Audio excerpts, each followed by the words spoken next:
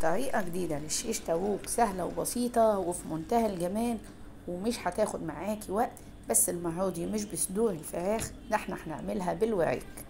هنخلي الورك زي ما انتوا شايفينه، وهنقطعوها بالسمين بتاعها، يعني مش هتخلي اللحم من الجلد.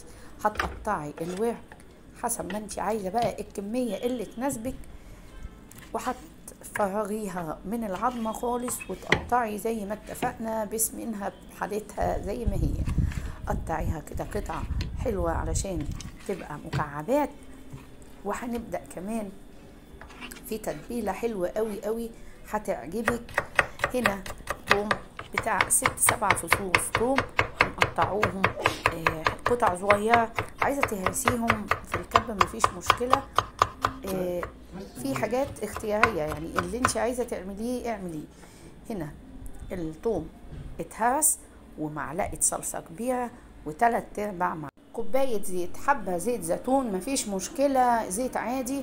هنا بقى فلفل اسود، بصوا بقى البهارات، والكمون معلقة كبيرة، ومعلقة شطة كبيرة، معلقة زعتر او معلقتين زعتر، وكمان ليمونة هتعصريها. الليمون برضو بيضيع اي زفارة في اللحمة. ومعانا بقى الملح هنا بتاع معلقتين كبار. طبعا الملح ده حسب برضو تذوقك انتي.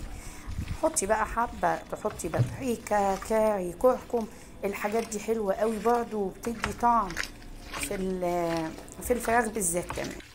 قلبي بقى كويس، وهنسيبوها كده حوالي ساعة، وبعد كده هنرجع لها تاني، بس نكون قطعنا بقى طماطم مكعبات كبيرة زي ما انتوا شايفين، مش عايزينها صغيرة عشان طبعا احنا هنعملها في الشيش طاووق. ونحضر طبعا فلفل بقى اخضر براحتك بقى، عايزاه سبايسي عايزاها عادية، دي حاجة بترجع لك انت. هنا معمولة بالفلفل الحامي.